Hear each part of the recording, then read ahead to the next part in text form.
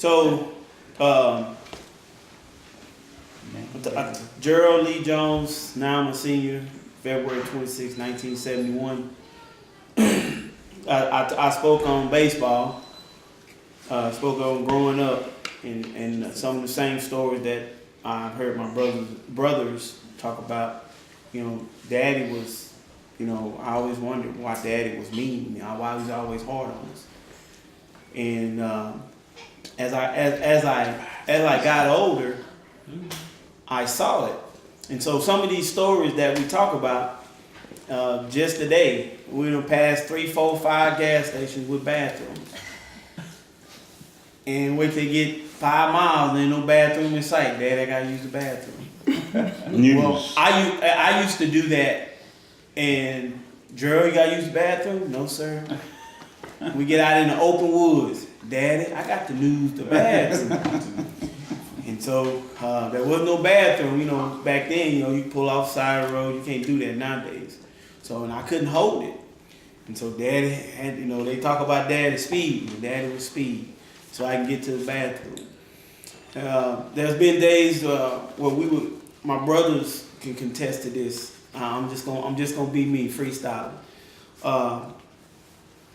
Looking back on before a football game, a baseball game, we go out, haul, pull brush, and summer ball. People's like, man, why don't you get some rest, dude? What you doing out there? Working, and you got a game today. Well, needless to say, I go out and hit about 3 home runs. And they say, where you get all that from? I said, I've been working out. You know, working out, you know, I'm getting my exercise on. Well, when I left, I joined the Army in 1990. And I remember nobody wanted me to go. Where'd you serve? I served the United States Army. I started in 1990. I ETS, they call it exit the service. 10 years with the honorable discharge. No, I didn't serve any wars. I was right in the middle of Desert Storm. I went to Germany in '91. And I was right there on the tip, but I enjoyed my time. Were you Korean? I left Germany and went to Georgia. Went from Georgia to Korea to Fort Hood, and I exited the service in 2000. Since I'm currently working prison system, I've been working there at least 16 years this October. I've been it all. I've been a lieutenant, promoted to captain. We had some, as they call it back in, recessions. They only needed 1 captain, and I reduced back down to a lieutenant. But however, my pay didn't change. So you can call me whatever. You know, you can call me Ray. You can call me Jay. So I'm still a lieutenant, but I enjoy what I'm doing. Like I said, I've been doing it for 16 years. And I'm just waiting on my turn, and I'm just standing still and waiting. Some of y'all can relate to. All of y'all should be able to relate to that. Yeah. Standing still and waiting. And like I said, I've been married. It'll be 17 years at November 19th. Well, I missed that date. I have 3 boys. I have a Gerald Jr., I have a Justin, and I have my daughter, Jaden. She's 4, Justin's 9. Well, he'll be 9 on the 25th of this month. So I don't have too many about Daddy. You know, Daddy. Well, no, I'll take that back. Daddy would fuss at me all the time, leaving tools in the yard, especially to go out there and cut the grass. And once I went off to the Army, and Daddy would say, "Boy, you know, I'm still picking up tools in the ground from when you was here. That's one thing you didn't do is leave tools in the yard, because he would get out there and cut that yard." So Daddy eventually made me start cutting the grass. And he wasn't paying me, so I'm gonna teach you a lesson. Tell about the one time that Daddy missed. Daddy what? Missed the game. I'm thinking. Oh no, that is. I was a freshman, and I was say, Dad, I'm gonna fail a class. He said, what class is that? I say, algebra. He said, well, how long is it gonna put you out for? I said 6 weeks. He said, well, I guess that's your punishment. Mm-hmm. And at that time, my big sister was playing and she was a baller. Oh man, I was sick. I stayed at home for 3 of them 6 weeks. And then that next grade come, I had an A+. He said, why couldn't you do that the first time? I said, I don't know, Daddy. He said, okay, let's go and watch basketball. Daddy stayed there with me. Daddy hurt the game. It hurt him more than it hurt me because of the simple fact, Daddy loved to see his kids play football. He didn't miss none of my football games, even my Thursday night games. He didn't miss none of those. Yeah, I know I'm not gonna make this minute thing, but we understand that when you talk about someone that is a father figure, not just a daddy, that's a father figure to you and teach you things. One of my secret passwords at one of my accounts, who's your favorite, who's your pastime hero? I said my dad. Yeah. So yeah, I'm getting a little choked up here because you can't put a time limit on your daddy when he does the things that he's done, whether they were mean or good. Because I told him, I'm in with this. I told him, I said, Daddy, you was the meanest thing I could ever have as a person, as a daddy. And I told him thank you. Yeah. Mm-hmm. All right, Thomas. Nicely done. All right, Shane, before you get food in your teeth. I'm gonna defer. You're gonna defer? Mm-hmm. Oh. All right. Next. DJ. That'll be me. Mm-hmm. Donald Crosno Jones. With a K. I was born 1964, August 13th. Leo. Right there. And I'm a twin. I actually have twin girls. And I went to Tyler Junior College. Earl made me go. I did. Eat some beans. I was showing my daddy the program. Said, Dad, take a look at this. I'm going to Tyler Junior College. I'm gonna be smart. He said, that's good, boy. How you gonna pay for that? I don't really know. I ain't really thought about it like that. So he says, well, you need to go down and talk to that counselor so you can get some money because I ain't gonna help you. And you got 2 choices. You can either go to college or go to work. And I was kind of like James. I think I'm gonna try this college thing. Because at my daddy's house, you work for real. From sun up to sundown. For real. But some things I remember about my mom. I remember us all taking a bath in a big old foot tub. Now, I remember we were last, little big kids, and when we got in the water, it was black. And I always asked myself, why is the water black? It was clear earlier when everybody else was taking a bath. So I think y'all know why the water was black, right? And so everybody that know me know I had a twin, and he had his foot sitting on my eye for 9 months. It's Ellie Jones. Yes, sir. And so I had operations from the time I was born till probably 12, off and on. I didn't know that. And Mom was my caretaker, and she took care of me. And I'll tell you what, even as a little kid, I always felt deathly sick. I mean, pneumonia. I just felt sick all the time. Baby. And when she died, I felt like, who's gonna take care of me now? Well, guess who took over? Eva Joe. And Eva Joe was kind of just the opposite. She was nurturing, but she mostly just beat us, right? That was wrong with you, by the way. You were wrong. But before my mom died, we got them all. We was going to church one day. I don't even know where we were going. We was sitting in the back in the station wagon. Oh, I remember this. First driving. Good story. He was looking at the stars. Good story. And all of a sudden, I don't know what happened in front. I heard, and this car was spinning around like this. Say, man, don't tell my story. And so we got to church, and girl, God, don't talk to nothing. When we get in that house, at church, y'all better not say nothing to Mom. And we got in church, we went to Mama. Mama, we had a wreck. Evil was screaming at us. We had a wreck. All three of them did. Everybody in the church went. We had a wreck. So I got them back. I got them. I just want to let you know I got y'all. So, as we continued on, I told you Eva took over. Mama She was had beating everybody. She wasn't just beating me. She was beating everybody. Shonda too. I ain't gonna tell that story. I'll let Shonda tell it. She don't remember it. Shonda that story. Eva Jones was a Traumatized. Tell them why. I ain't gonna tell them why. She was beating everybody. And there were no reasons. She was beating everybody, y'all. Everybody know. Except for Gerald. Gerald was a baby. She had her with her all the time. And so after Eva finished beating us, went on to college, Dad took over.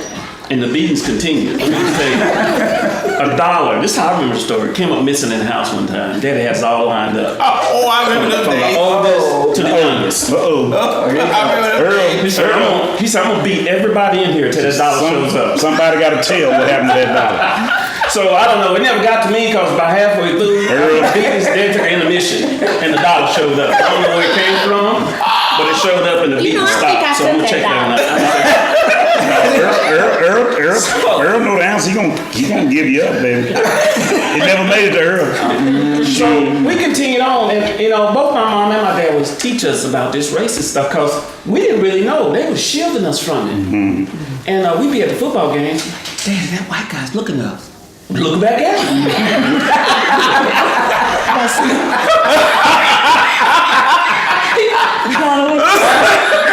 Look back at him. We all looking at him.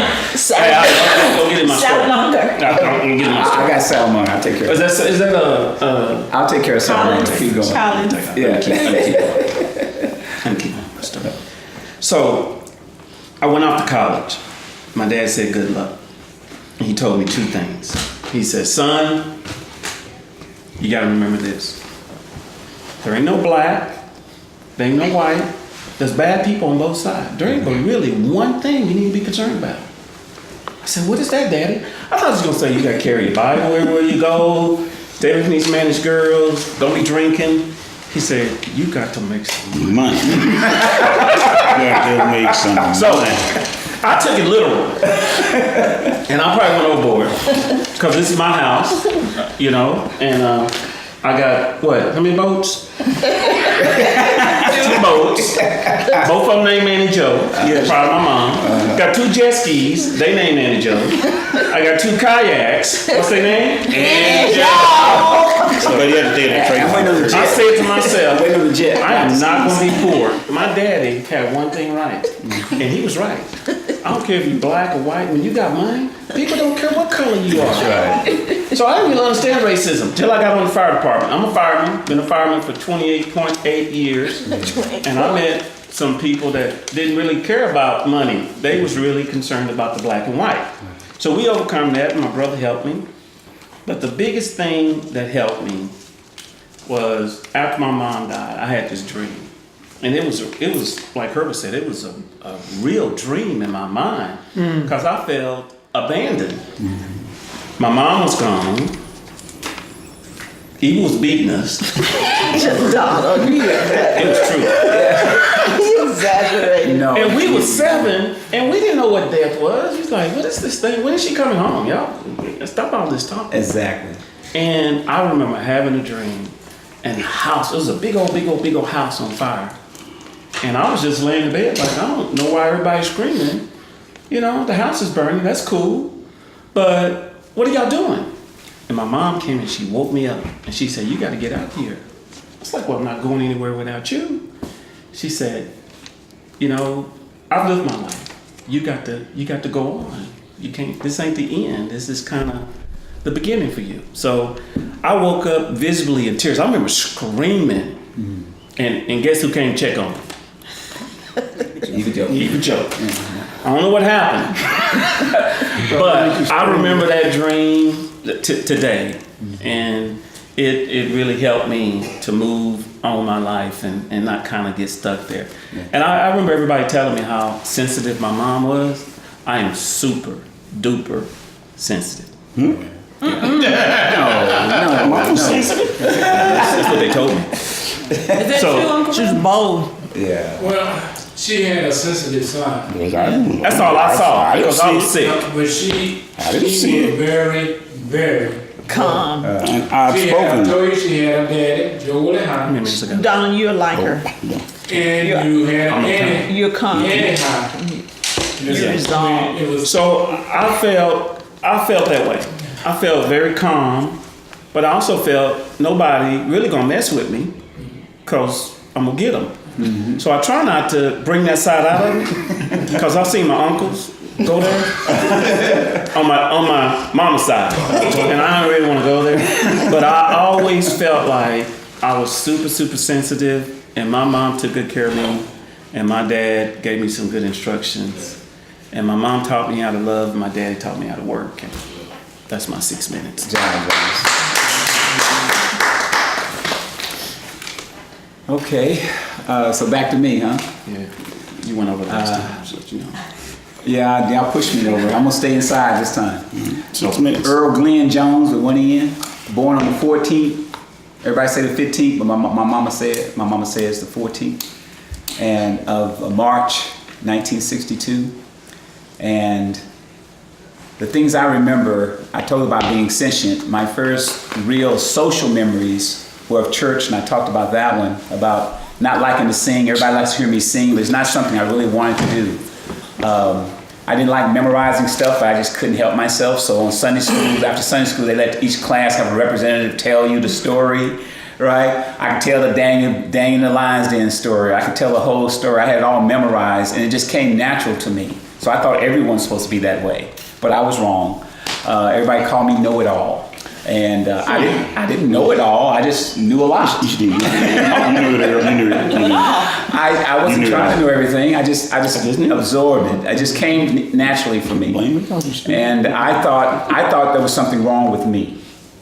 Being a know-it-all, I thought was wrong, and it really hurt me a lot. So like Dawn, I was really sensitive, and Mama had to really encourage me and let me know that there's nothing wrong with that. I remember Trish was in the 3rd grade one time, and I was in the 1st grade, and she was trying to learn Roman numerals. And I didn't know what Roman numerals were, but after about 10, 15 minutes of Mama trying to explain it to her, and she didn't get it the first time, she was talking and asked, okay, what is the number, what if you take a V and put a 1 after it? I said, that's a 6. And Trish looked at me like, this ain't your homework, be quiet. I didn't like him. I know, she didn't like me at all, and that's when I realized that something was happening there. But I'm not sure who the principal was out of Fernie Richardson. Who was the principal? That's a Kirby. Yeah, Principal Kirby. I remember him coming, my first social school moment. I may have been in kindergarten or the 1st grade, I'm not sure which one, but it was 1968, I was 6 years old. And he came in and brought everybody into the room and told us that we have terrible news. So I'm not sure if it was 68 or 69, but he told us that Dr. Martin Luther King had been murdered. 3. So when I said that, I said, wow, are you kidding me? The same guy we saw on TV, and you know, he says, I'm not fearing any man. My eyes have seen the glory of the coming of the Lord. And I remember that on TV, and then he came in and told us that he was gone. And then I thought that was terrible news. Then he says, oh, by the way, we're going to be integrating schools. We're going to be integrating schools with Sally Munger. And he tried to explain it. I didn't get, all I knew was I was going to be further away from home from my mama than I was going to be. So I remember my mama taking me to this school and dropping me off and getting us all registered. And I said, okay, here's Mama, yeah. And all of a sudden she went to go get in the car, and I was offended. Are you finna leave me here with all these white people? Wait a minute. I looked around, there was nobody, all the people I was used to being around, it was like maybe 3 or 4 of us in the kindergarten or 1st grade, me, David Hicks, and some others. I was not happy. I was afraid, literally, because my mama wasn't there. Dawn Long wasn't there. Jane, I couldn't see Trisha because we were all in the same school. Like you saw them in the hallway, but not Trisha's in the 3rd grade somewhere on the other end of the school. I couldn't go down there. And so that was my first moment. And I know I was a part of history, but there was one black teacher. Her name was Miss, not Miss Burnham. Collins? Not Miss Collins. She was a 2nd grade teacher. I'll think of her name in a moment. She had the ruler that she hit you. Miss Moore. Miss Moore? Miss Moore. No, that was after. Dr. Moore was the first black man teacher. That wasn't Philpott. She retired that year. But anyway, I digress. I'll keep going because my clock is ticking. But I remember that because I didn't know it was historic, and I heard the white teachers, including Sally Munger, Miss lady with the blue hair, I'm gonna think of her name in 1st grade. Owens. Miss Owens, thank you. She used to grab the black kids by their ears and pull them by their ears. And I came home and Mama was talking to me and I couldn't hear her.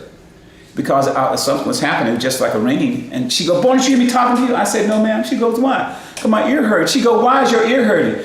"Because Miss Owens pulled my." She did what? She came down to that school, and we found out she was pulling David Hicks and Perry Mims and my ear and Waylon, all those guys of us who were in.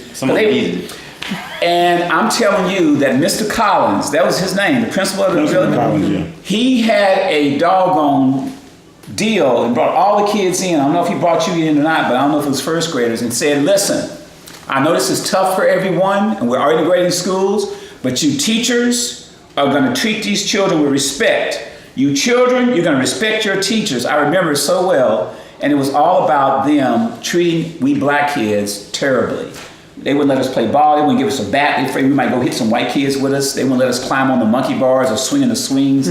They thought I thought it was just normal because integrating schools. But I remember my mama coming down there, and that's when she joined the PTA, and she began to do what my brothers and sisters said were activists. I saw her in the principal's room. She was down there talking to the teachers. She was talking to me, telling me, "You just go down there, you go to school, and you learn everything you can learn.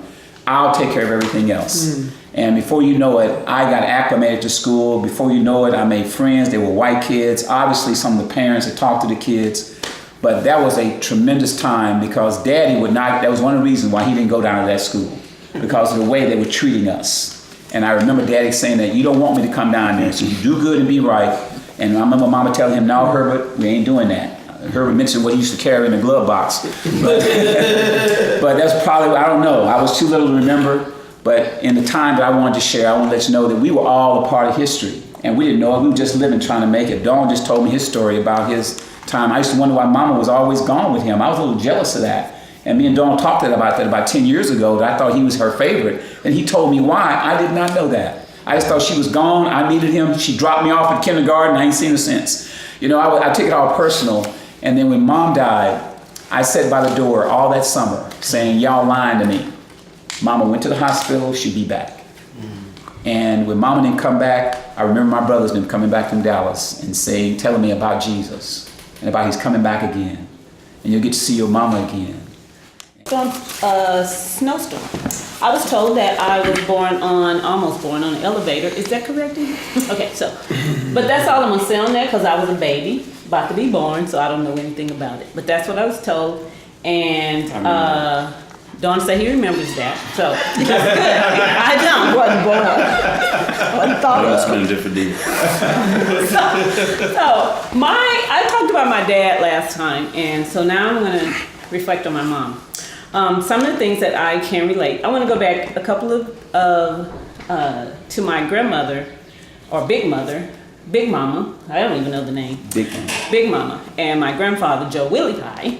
Well, when we was going down for summer, Herbert and them was talking about that. But one of my favorite memories of all the work, after all the work, he always gave us a reward. Do y'all remember what that reward was? Quarters. Hey, no, Eva, you wrong. Watermelon. Herbert's right. Watermelons. We got our own watermelons to bust in the field, to eat with our hand, and that was one of my favorite times. Also, another thing that I remember about my grandmother, you know, they talk about all that good food for breakfast. There was some work involved. And guess what that work was? Big Mama. Plucking that Big chicken. Mama. You gotta go and catch your chicken. Oh, yeah. You gotta wring your chicken's neck. Then you gotta scald your chicken and pull out the feathers. Stinking feathers. There we go. And then there was some food that happened. And we cried. So we didn't go to the store and buy it, and voila, we had to work. So we cried because we was wringing chicken necks. We did all that. We did all that stuff. They had names. Yeah. Chicken So yeah, Dawn and them had pets. We Don't didn't play have with your pets. food, man. Yeah. So that was some fun memories. And another fun memory, my grandfather, he had a little pond in the back, and he used to take us fishing out there. Good name. Well, it might have been empty for Donna, but we caught some fish. Now, did we keep them? No. But my worst memory is I didn't know how to load the worm on the hook. So in trying, of course, I stick myself. My grandfather, Joe Willie High, would attempt to show us how. Well, it didn't work too good because the worm was all hanging out. It didn't ever make it to the water. I might caught a couple of fish, but those are some fun memories. And we always went down there, our grandparents and the things that they do. And they were a very, very good advocate in teaching us how to be productive adults as well because of the things we had to do and learn. And to this day, I talk when we are at work about, no, I lived on a farm with my grandfather and we had to do this and this, and they like, what, Trisha, you was a country girl? Yeah, I was a country girl. But that's because of my grandparents as well and my mom allowing us to continue to go down there. But my mom was a big advocate. She showed me how to sew, encouraged me to sew, and I was showing Shonda one of the dresses, my 8th grade graduation. My mom had passed by then, but I continued to sew. And one of the pockets were a little higher. I was so proud of that dress that I made. And Gerald was a little boy with me in that picture with my dad. It was my 8th grade graduation, but it didn't matter. I knew the pockets were crooked. I didn't care. I was wearing my dress because I made it. And one of the things that nobody brought out, this is not my story, but I wanted to mention in sewing, Eva and I both learned how to sew. And Eva used to sew for everybody, make them some suits. Eva was a tailor. Forget sewing. She was a tailor. You was stylish. And that was one of the things that our mom used to encourage us because she made clothes for us as well. Because she was very creative. I don't know anything that my mom couldn't do. It was just amazing how creative she was. And Shannon wanted to forfeit her time, but I wanted to bring this up in my story that one of the things that mom did, she liked to work out as well. So her workout partner was Shonda. We always wanted Shonda. We felt Shonda was her favorite because everybody else can be doing stuff. She has Shonda on the floor working out with her. Working out. Where was Shonda? You were mama's baby. Yes. Mama and Shonda was always together working out. Shonda wasn't really doing much, but she was using Shonda as weights. But Shonda was always with her. And that's kind of how she did when she was a mother. The older kids may have been doing stuff, but she always, interacted with her young ones and had them by her at all times.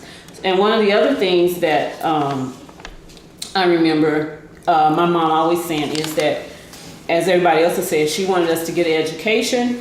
She wanted us to make sure we go to college and make something out of ourselves. And don't lie, don't cheat. She hated liars. And I think liars got punished really bad. And you can ask anybody here that if they lied, they was going to get punished. Better not steal money. There we go. Oh, steal and forget that. I think that was a daddy thing more so than mama's. But she didn't like it. But I think that was daddy's role. You stole, you died. And that was kind of the rules in our house. So I think that our bottom line was, because we were taught that and the Bible added to that because our dad was the advocate of that and my mom, we were just taught the foundation of good living and Christ-like living, and that's something that we followed. Yeah.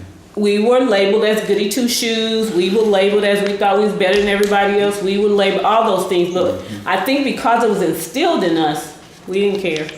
Because what we hear, all these voices they hear, their mama's saying this, their mama's saying that stuff was real. Because you hear that as you are, working out with your mom on the floor, you hear that stuff because she teaches you. My dad taught us we have to not lie, not steal. Those people don't make it in life. So you have to work hard. You have to be honest. You have to. Those things were instilled in us, and I think to this day. Money. Yes, and make money. That's important. And that was one of the things that was instilled in us. And on Earl's story, and this is my last. I don't even think I went over 1 minute. Earl mentioned about Sally Munger. I think that was very difficult for us, because for me, I was a little older. Mom had passed, and our integration, it was right for me when Mom had passed. So I had a difficult time because we were taught from the kissing the snot to you take care of each other. You don't let anybody else pick on you. So that's why I came in. And sometimes, my little temper would go away. Well, even though I didn't like Earl Glenn, nobody could mess with him. This is true. So what had happened, I'll let ear pulling and Mrs. Owens not letting him do this. One day, I went to check on him. He was in the class, and all I wanted me, I'm like, what are you doing in here? Well, he said, Miss Owens said I can't eat because we didn't have enough money on our free program or whatever that was. That's exactly right. I was in the 5th grade. Yeah. So I'm like, okay. So you come and go with me. So of course I go to the office, Mr. Collins.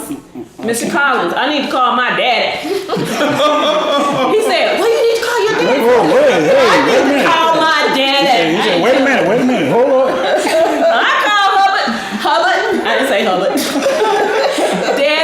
say Earl They won't let Earl eat. That's right. All I crying. said. And I was crying. I messed it up. I fixed it I thought I up. was in trouble. We got free Hubbard was lunches. there We got in free 2 lunches. minutes.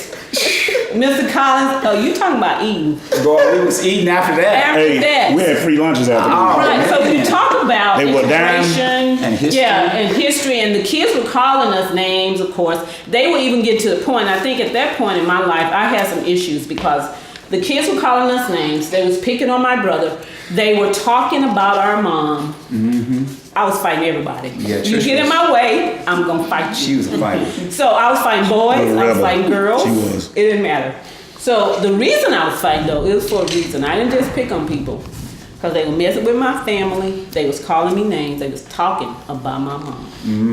So it was real. Thank you, sis. So- You a sweetheart. So when you say I that, was hungry that day. I forgot. I came down there too. I was down there too. I saw y'all down there. Annie Joe and Herbert really instilled See, a we lot didn't as know all a that. I family. didn't know nothing about all that. Oh yeah, no, they So- told me couldn't eat. That is my story.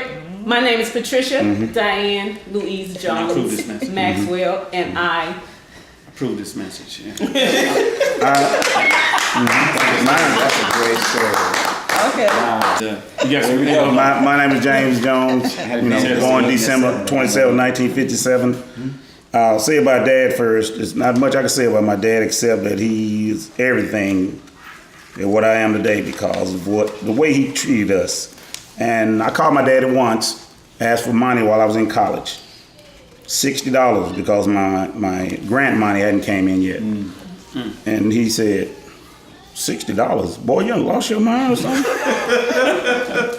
So he said he had to go to the credit union and borrow it. And after that, my dad told me I was on my own. Don't ever call him for nothing else ever again in his whole life. And I didn't, and it was a lonely feeling knowing that I was on my own now. But and at one time, Dad also told me, he said, and you wouldn't even think about telling a kid this day. Dad always told me, boy, you know what, you ain't gonna ever amount to nothing. And I said, I'll show him. You use psychology. I'm going to school. I'm going to school, and I'm gonna graduate. And see, I showed you. Oh, okay. So you did, all right. And that was the end of that. But like I said, I think my dad, I don't know if he was, every time I tell somebody that story, they say, oh, he was just trying to motivate you. I said, no, he wasn't. He was just being me. And I told him that story the other day, boy, ain't nobody told you that. Yes, you did, Dad. Yes, you did. You told me that. Boy, now what do I take you that for? I don't know.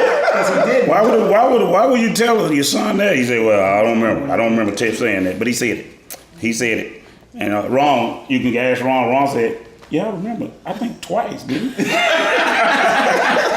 Ron said he remembered it. So, but you know, life has hard choices. But the way my dad brought us up and taught us how to deal with the hard things of life, it wasn't as hard. If he had, I think he taught us how. He may have been trying, but he taught us how to deal with the hard things of life. I don't think none of us here would have any problem dealing with some adversities and things that come up in our lives. And like I said, one more thing about my grandfather, Joe High, we used to go after for breakfast, we go out and get eggs out the barn. You go up in the barn, and I was coming down and I dropped an egg. You thought it was a war fixing to start or something. He said, boy, you dropping the food. How we gonna eat and you dropping food on the ground? Well, I had 4 eggs in my hand. I had to come down that ladder and keep my feet on the ladder. How am I gonna keep? And I mean, I thought he was just joking. He said. And he fussed at me all the way to the house. And man, I started to cry. Shut up. Oh, shut up, boy. Talk to the chair. Shut up, boy. And how you dropping all the food? He ought not to eat this morning. He done dropped the eggs out there.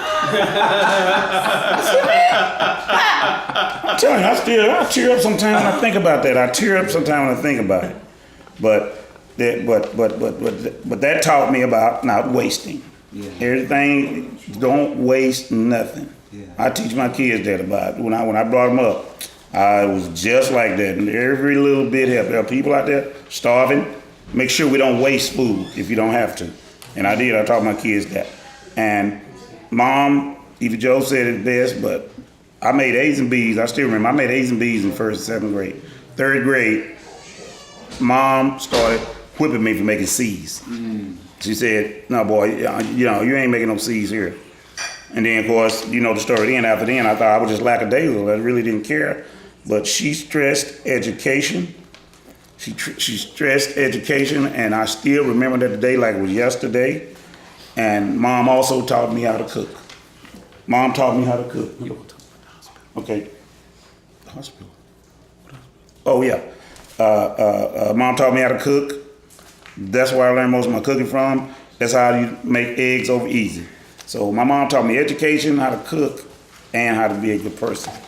And that's the most things I remember about her. Jones. First black. Segregated hospital. It also, he said that Mom was one of the first females to integrate the hospital there at Tig. She was one of the first black to be in the hospital in Tig. And also Earl, Willie just informed me, now he was there, we was all little. Earl was born close to midnight. That's where the confusion came from. That's what my mama told me. That's where the confusion comes from. It was the 14th, but it was the 15th. And Willie said it was at 12 a.m.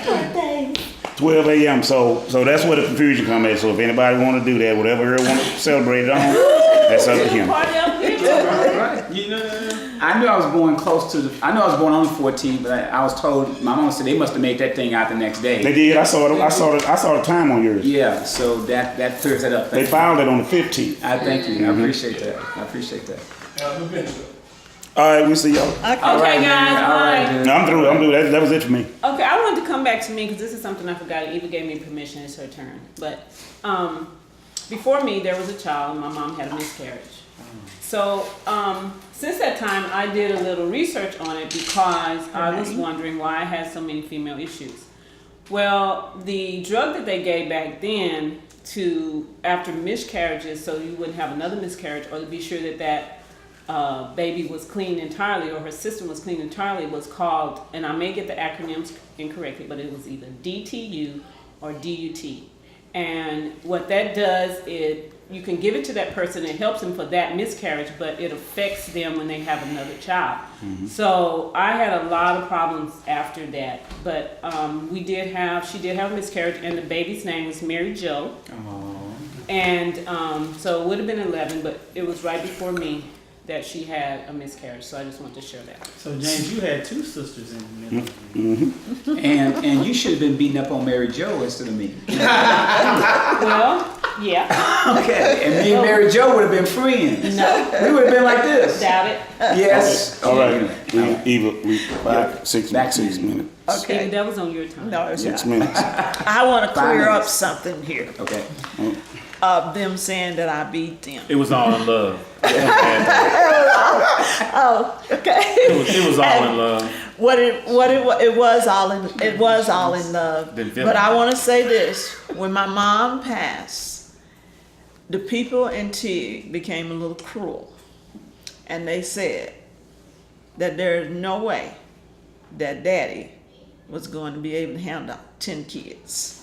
The youngest was 1.5 years. The oldest was 16. I think it was 15. Herbert was either 15 or 16. 15. You were 15. Going on. Okay, and I was 14. So, they said all the girls gonna end up pregnant, and all the guys gonna be drunkards and in jail. And I said, over my dead body. I remember that. So I became She did very the beat. hard on my brothers and sisters. And Donald and Ronald, who were twins, Got the worst they were beatings. always in trouble. Y'all were bad. They were all We like to so fight. much for the 60. that's why they got. I was always spanking them because of that fact. I wanted to clear that up. Okay, now back to my mom. I am Eva Joe. Joe come from Willie, my granddaddy, and I used to be embarrassed of Joe because my uncles used to, whenever they put my name on my high shirt, I think they found the biggest letters and they would put Joe, and they would say Joe. When I graduated from high school, I went by the name Eva. No one knew that my name was Joe. Okay, let me tell the story about my mom. My mom I was a track runner. You know, my mom was in sports, basketball, track. My understanding, she could do all the softball. She was tops. My uncle said she could bring that ball down the court. Well, I was a track person. I couldn't play basketball really. You know, softball I didn't care about. So my cousins, you know, every year, family reunion time, it was about 60 of us, grandkids, first cousins. And we would be down to my granddad. So I was telling my cousins about this track meet that I was at. And I was telling them about how we were running and one of the girls dropped the baton. And it was a 440 relay. And I'm the one that, you know, gonna bring it in. So I said, then they started giving up, and I said, don't give up, come on, run. So finally they started running. And we were like, you know, it's like 15, I don't know, it seemed like it was like 15 girls on the track, you know, from opposite team. And so because it was a big track meet, so there were several teams on you know, it's a big track meet. So they ran and gave me the baton, and I started running, and I was telling my cousins all of this. And I told them that I ran and I passed all these girls, and I could hear them in the stand, you know, my classmates and teammates that came on the track meet. They were going, run, Eva! They would stand up and jump because they never seen me run like that, and I never knew I could run like that. So I was just bragging, you know, really wasn't bragging. I was just telling my cousins about it. Well, my mama kept interrupting me, and I was like, Mom, I'm telling the story. And she said, yeah. And she was standing there with my aunt and all of my aunts, about 5 of them, you know, her sister-in-laws and her sister. And so she came over, she was teasing them, and she said, you can't run. I said, Mama, yes I did. I beat them. You know, here I am. You know, she's always trying to teach me how she wants me to respond when people are acting like that. So she was teasing at me. So she said, I can beat you. Now, mind you, at that time, I didn't know that my mom ran track. I didn't know that my mom played basketball and the fastest one on the court, bring that ball down and shoot it in the hoop. And you know, they went to state champion, you know, district champ. I didn't know any of that. And so I said, oh, Mom, I can beat you. And I just turned my back. She said, no, you can't. I said, Mom, yes, I can. And she said, come on, I'll race you right now. Now, we're down my granddaddy now. Nothing but road, red, you know, road, dirt, you know, and the rocks. And I said, and it was a little incline. Yeah. You know? And I said, oh, Mama, she said, come on, I'll race you right now. And you know, my mom, she had 10 kids now. And she's a little chubby and, you know, got those hips, you know, like all the high girls do. But she said, I can beat you. I'm like, Mom, no, you can't. So we were standing there, we were getting ready to race, and her brothers, it was 2 girls and 6 boys, it was 2 girls and 7 boys with them, and they were instigators. So she was getting ready, and everybody was for her. You know, I guess they were feeling sorry for her, but they was like, all right, here's a race, well, come on. They were up in the, whatever that part of, I was about 14 years old. All right, tell it. And so anyway, they told us when to get started and go. When I took off running, I was ahead of my mom. And she was running back there. And I was like, and everybody was cheering for her. I think it was a mental thing too. Because I was like, why ain't nobody cheering for me? You know? My mom said, shoo! She passed me so quickly. I just cried like a baby. Oh. But one of the things I learned was that's the kind of road that she was used to running on. I was used to the cement, the concrete, you know. And my mom was used to running on that. And she got that second win and she beat me. And I was crying and crying and crying. And she was just laughing at me because, you know, I was like, oh, Mom, I don't want to beat you. But anyway, I remember that. And also I remember with Mama, she was always trying to play with that's why the cousins really loved my mom too. Because when we would play softball out there as kids, my cousin and all, she would get out there and play with us. And again, I was like, Mama, you don't need to be playing, you're too old, you know? And she was running, I mean fast, nobody could catch her. She was hitting that ball out there and I was like, whoa, I didn't know she could even do that. Well, she really was trying to be a youngster. and she slid into home base and broke her leg. Daddy had to pick her up and take her to the hospital. I remember that. And she was just smiling because she was glad, because she had taught, as she said, taught us all something. Because we tried to be, like we could really do the sports and everything, and she taught us something there. And another thing about I want to say is, Shannon's gotta go. So okay. All right. When on Saturday nights, as we became teenagers and all, my Uncle Buddy, it's one of her brothers, we would all come over to each other's house, and Aunt Louise and Sally, and we were like, and we would come in there and they'd start us singing. It was a singing family. And we didn't catch on till later. Why are all the other teenagers out having fun and we here singing? But we loved singing, and we were singing before you know it, it's too late to go out anywhere. But that was one of the things that Mom did with us. She always, and we do sing, I was hoping everybody was here, we were gonna all do a little number together, but we do sing as sisters and brothers together. And we all love each other dearly. And like I say, it's mostly because of the fact that Mom made us love each other. She said, oh, y'all gonna take care of each other. Oh, y'all gonna love each other. You ain't gonna fight each other. And we did that. Even now, we may disagree with each other on things, and we let each other know. But when the next time we come around, we're gonna be hugging and kissing and all. And I have to tell you this story about our house burned down.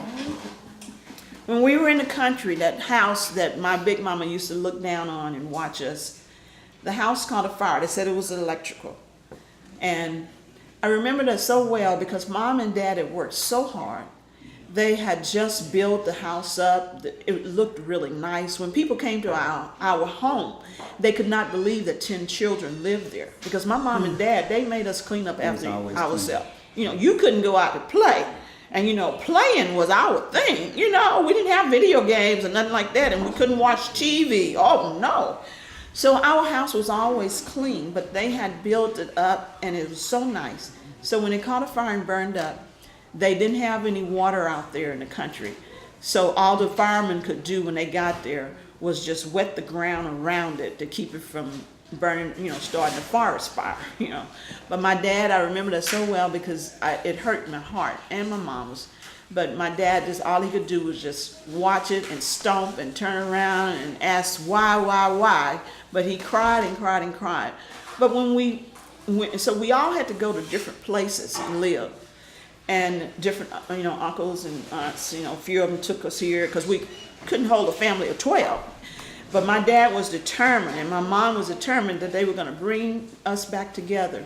And I remember Daddy found this house, and it was a house that looked like if you just go, it was going to fall over.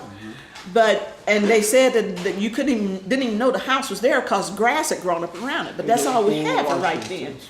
And we went in that house. People gave us clothes that none of us could wear. They had hose. The only thing that I had in there was this long dress. And I know that they didn't think that, that was something for a kid to wear. But yet, they didn't give us the things. And to this day, when someone needs clothes, I don't give them hand-me-downs. I go and buy stuff that they can really use because that hurt me so bad. I'm like, how could people give this to us? And they know that, they were giving us stuff that had stains and torn and too big to even think about wearing. But I remember Mom, she was so happy, always, even though we were going through all that. She was consoling Daddy. Daddy was our provider. But a lot of our things that I learned from Mom because she was there with us 24/7. She would take all 10 of us into the store, and then people would tell her, oh, you can't bring those kids in here. She said, oh, yes, I am. Mm-hmm. And we would just sit over in the corner while she was shopping and doing whatever she was doing. But I remember Mom making it, the bed was with feathers. You sat in, you laid on this side, it's sunking in. This is a mattress that somebody gave us. I was thankful for the mattress. I wasn't not appreciative of that. But I remember me complaining about, Mom, this old house, and it looked like rats been all in it. It was holes in different places. But my mom said, well, just be thankful, Eva. We got a roof over our head, and we are all here together. And I remember my cousins coming down from Houston Now, mind you, they grew up in a really nice home, well kept, and brick home. And they came down, and the next morning, I was so embarrassed for them to come there and stay with us. But she came there, and the next morning she said, Cousin Joe, she said, I slept so good, and I felt so embarrassed. Again, I was the complainer. My mom was always teaching me and so patient with me because I was this little teenager that was just always complaining. And I had to just tell you about that, how my mom, she could make a home, I don't care what it was like, she could make you feel so good and comfortable in that home and in taking care of her children. Yeah. I had to tell you guys about that. And then I have to tell you about this. They were talking about Big Mama, and we would all come down there. And the older ones, my mom would leave down there. Somebody already touched on it, Trisha did. But we would get up and it had this round table with the bench. And we would all see, hey, it's 1, 2, 3, 4. Everybody can't get around that table.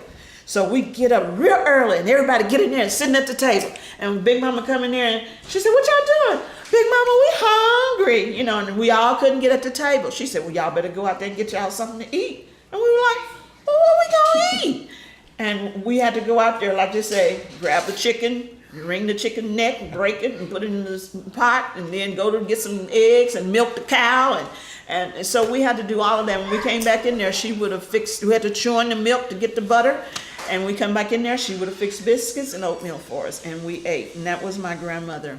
And I promise, and my big mama, I'm sorry, my mama's mama. And I have to tell y'all this one last story. We're gonna hold you to it. One last story. We're gonna hold you to it. Shanna gotta go. Tell this other one by yourself. Me and Shanna both gotta go. Okay. My mom was always teaching us, like you said, we had a big garden and we had a mama's garden. And she was always showing us how to work in the garden. And, my dad worked and got paid. But my mom at home was helping by gardening, helping my dad out by feeding us, taking care of us. She would sew and make things for people and sell it. And so however she could to contribute to the family and taking care of the family. Well, one morning, we weren't going to school that particular day, so I think it was I can't remember what day it was. But anyway, I had slept in. And all of a sudden I woke up and the house was quiet. And I was like, where is everybody? And I was like, oh no. I said, they all out there in the garden and that means mama gonna want me to cook. So I got up, I cleaned that house from top to bottom. I swept, I mopped, because she probably had them out there at 5 or 6 o'clock in the morning. So it was getting close to, I probably woke up around 9. It was getting close to 11 or 12. And I woke up and I did all of that. And I said, she gonna want me to cook. So no kidding, she came back up to the house. Joe, because they didn't call me Eva. Joe, she said, I want you to cook. I said, Mama, I don't want to cook. I did not like to cook. I said, but I cleaned the house from top to bottom. I shouldn't have to cook now. She said, well, I'm glad you did that, but you're going to have to cook. Everybody else is working in the garden and you're the only one. So I became a house person, to where I didn't care much about outdoors.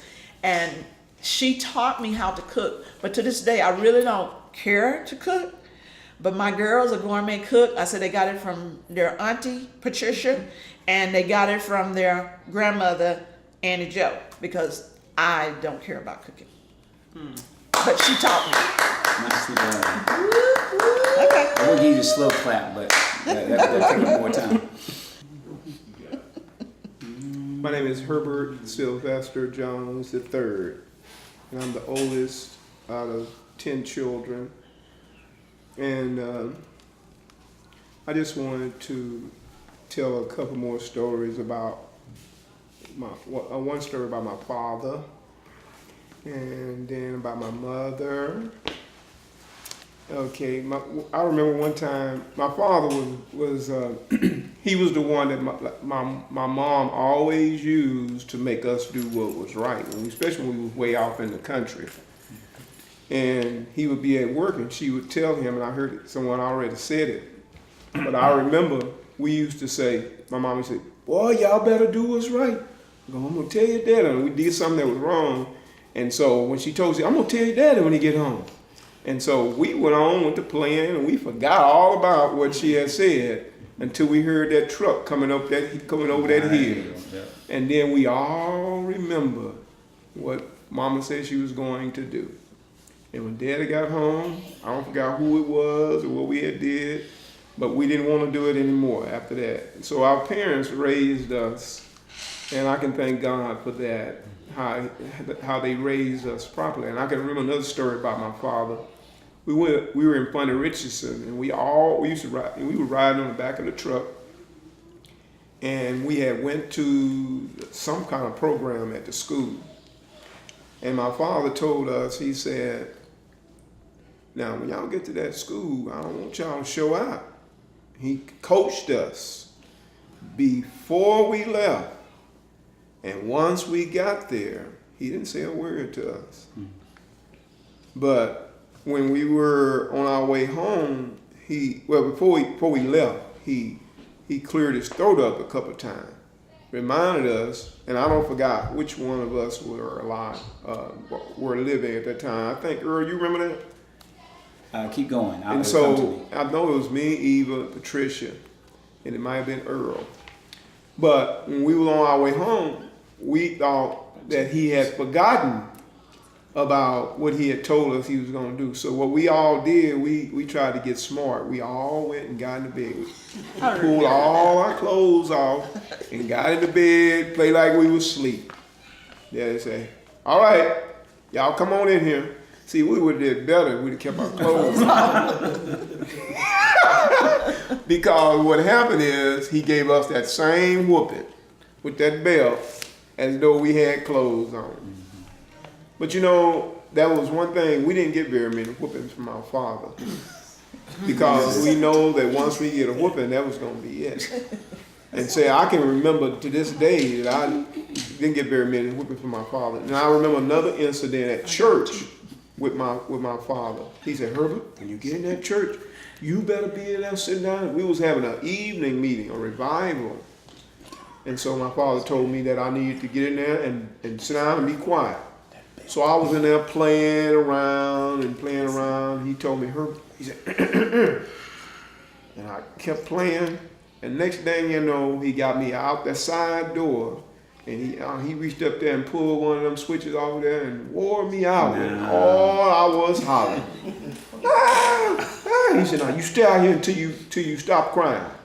And I remember I stayed out there for a little while, and I came back in, and I was very embarrassed. But you know, our parents, they raised us to do right. They didn't just let us grow up like weeds. Yeah. And I remember that about my father. And I can remember my grandmother. I didn't say very much about her. I think Effie Blakely. And one thing I liked about my grandmother, Effie Blakely, was she was very disciplinary too. When we went to her house, we didn't too much like going there because she would have her little stories on. She watched those soap operas back then, and we could not disturb her. And once she'd say, you either going out or you coming in. And once we go out, we out. And once we come in, we in. And I think ladies do that today. And I say, you know, they get it from the older ladies, but that's just a way that people do. But I remember one thing about my grandmother. She used to sit out on the front porch. And if you ever been in the country, they have red wasps that lurk around the house. And them red wasps would she get out on that front porch, those red wasps would never bother her. But we get out there and start playing, them red wasps would swarm at us. We said, Grandma, them wasps. She said, well, you need to stop messing with them. We stop messing with them, Grandma. She said, yes, you are. Because I be sitting out here all the time, and they don't never come down and bother me. But I don't know what it was, but those wasps never bothered her.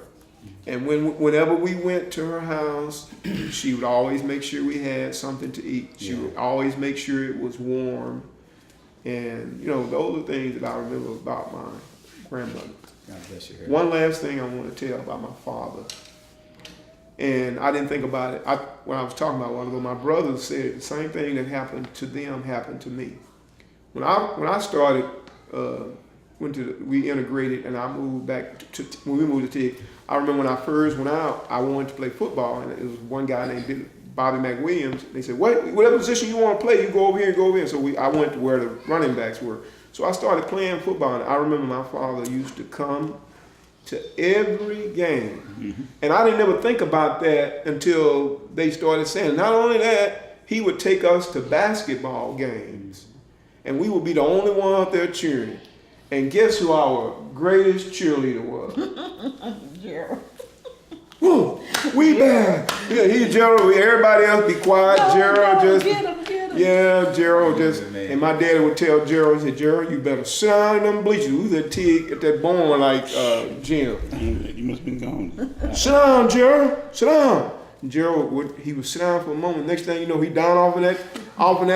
Go. He be, boy, I thought I told you to sit down in that bed. I'm going. Give me that bed. I got to pee.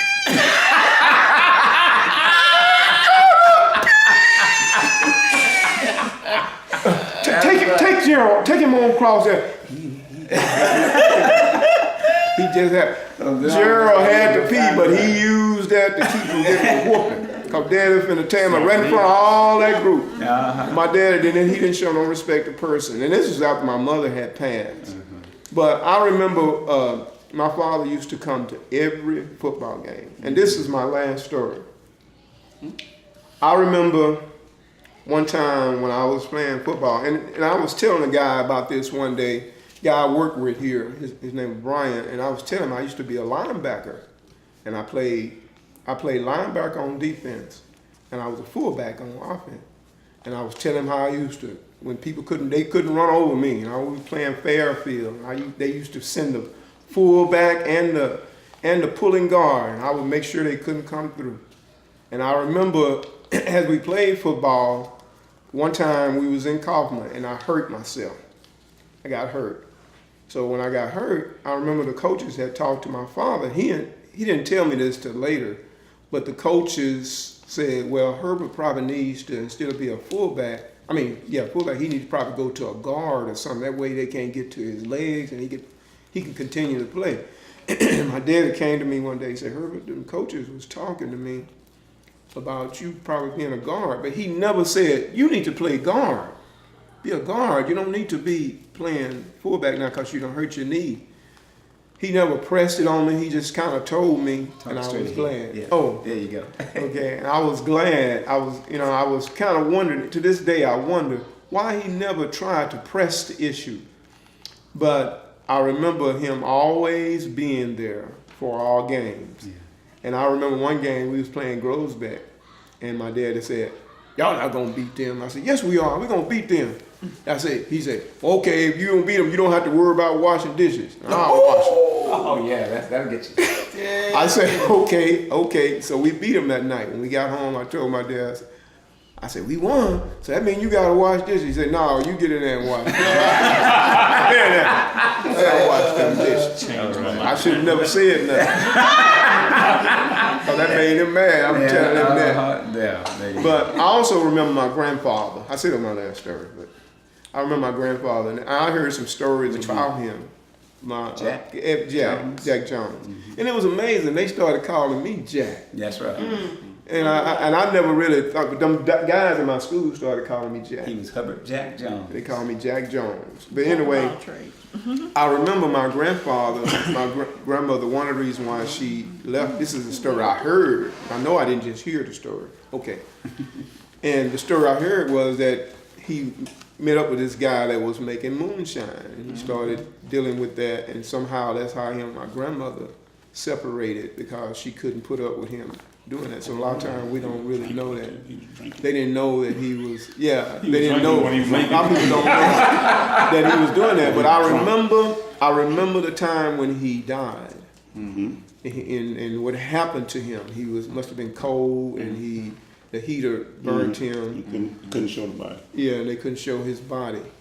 But I didn't remember much of him. I know he was a real dark fellow, like Donald, and he was real dark. Yeah.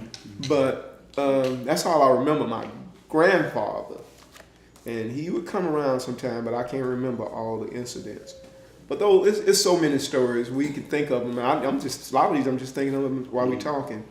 But I just want you to know that God has been good to us. Amen. We've had 10 brothers and sisters, and all of us, God has blessed us, and we can give credit first to God for giving us good parents, and then for us who encourage each other, you know. And so I just thank God for that.